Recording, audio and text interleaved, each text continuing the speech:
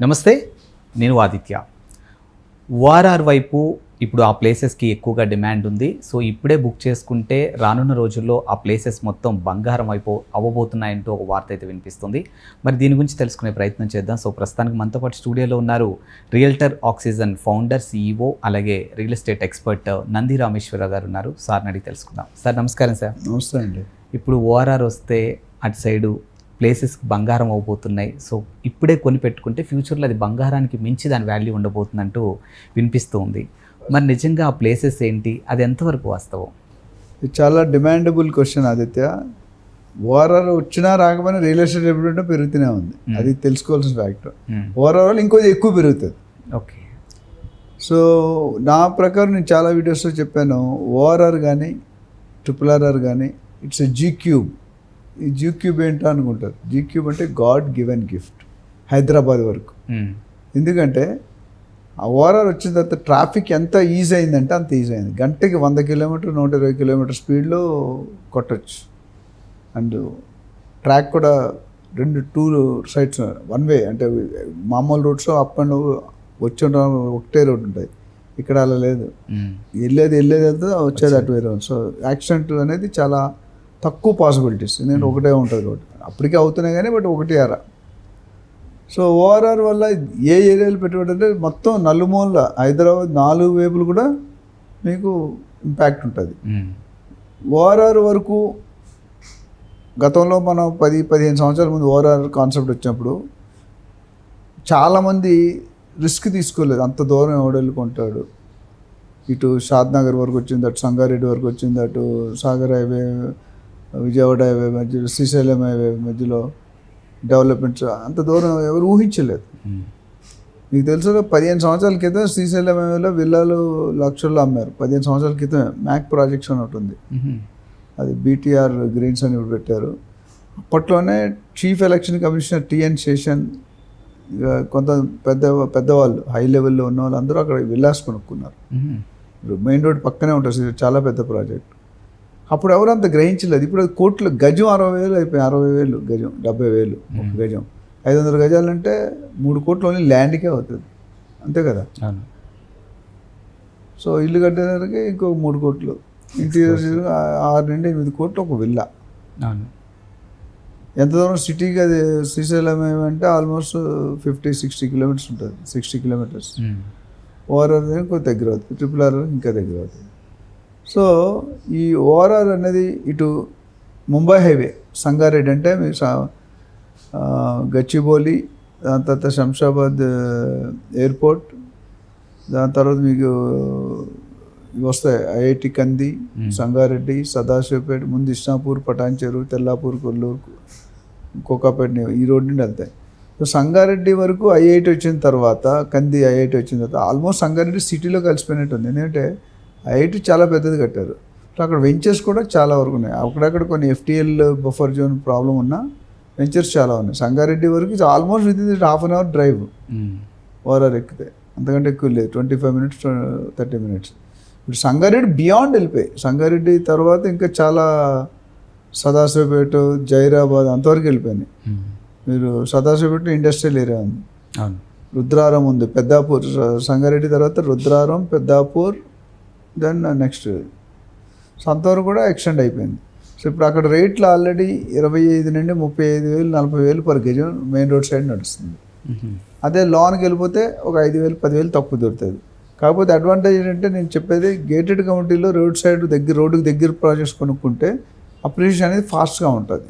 అదే 5-10 కిలోమీటర్ లోన్కి వెళ్తే కొద్దిగా ఎక్కువ పడుతుంది. ఇక్కడ 5 ఇయర్స్ పడితే అక్కడ 8 ఇయర్స్ 10 ఇయర్స్ పట్టవచ్చు. ఎందుకంటే మెయిన్ రోడ్ డెవలప్డ్ యూజ్ కానీ బైలేన్స్ డెవలప్ కాదు. ఇప్పుడు మన బంజారాల్స్ మెయిన్ రోడ్కి ఉన్న వాల్యూ ఇక్కడికి మెయిన్ రోడ్కి తేడా ఉంది. శ్రీనగర్ ఒకప్పుడు బంజారాల్స్ హైదరాబాద్ అనేవారు, సెకండ్ రోడ్ మారేడుపల్లి బంజారాల్స్ సికింద్రాబాద్ అనేవారు. కానీ ఇప్పటికీ శ్రీనగర్ రేట్కి బంజారాల్స్ రేట్కి చూసి తేడా ఉంది, పెద్ద తేడా. అలా మీరు ముందు యూసఫ్ కూడా ఇంకెక్కడో ESI రేటు కంపారిజన్ లేదు. సో ఇప్పుడు ఎవరైనా పెట్టుకోవాలి, అప్పుడు రిగ్రెట్ అయిన వాళ్ళు, నేను కుక్కటిపల్లిలో పెట్టుకోలేదే, తెల్లాపూర్లో ఇప్పుడు తెల్లాపూర్లో కూడా పెట్టుకునే స్టేజ్ లేదు, బాగా పెరిగిపోయినాయి. వెళ్ళా 3 కోట్లు 4 కోట్లు 5 కోట్లు కోట్ చేస్తున్నారు, పెద్ద పెద్ద బిల్డర్స్ చేస్తున్నారు. సో ఎవరైనా ఇన్వెస్టర్స్ ఎవరైతే ఉన్నారో ఇక్కడ ఐఆర్ఆర్ దగ్గర పెట్టుకోలేకపోయిన వాళ్ళు ఓఆర్ఆర్ దగ్గర పెట్టుకున్నప్పుడు ఓఆర్ఆర్ టు RRR మంచి స్ప్రెడ్. RRR వచ్చిందంటే తెలంగాణ నుండి ఇప్పుడు హైదరాబాద్ రావడానికి 4 గంటలు పడుతుంది. RRR రెడీ అయితే 2 గంటల్లో వచ్చేస్తారు. అంటే half time, half petrol, half money save అవుతుంది. సో ఎవరైనా పెట్టుకోవాలనుకున్న లాంగ్ టర్మ్లో చూసుకోవాలంటే investment from ORR to RRR. ORR చుట్టుపక్కల కానీ RRRకి ముందు 3-5 కిలోమీటర్ అటు కానీ ఇటు కానీ పెట్టుకుంటే it is going to rock in next 10 years irrespective of any government. Development fast track కార్లో 5th గేర్ ఫాస్ట్ ట్రాక్లో ఉంది. అది 5th గేర్ నుండి 0కి రావాలంటే చాలా టైం పడుతుంది. ఏదైతే మందగుడితనం ఉందో గత 8-10 నెలలుగా అది ఆల్మోస్ట్ క్లోజ్ అవుతుంది. నెక్స్ట్ ఇయర్ నుండి పికప్ అవుతుంది. డిసెంబర్ వరకు క్లారిటీ వచ్చేస్తుంది కొంతవరకు. ఇంకా October, November, December next financial year కల్లా we will be ready to take of.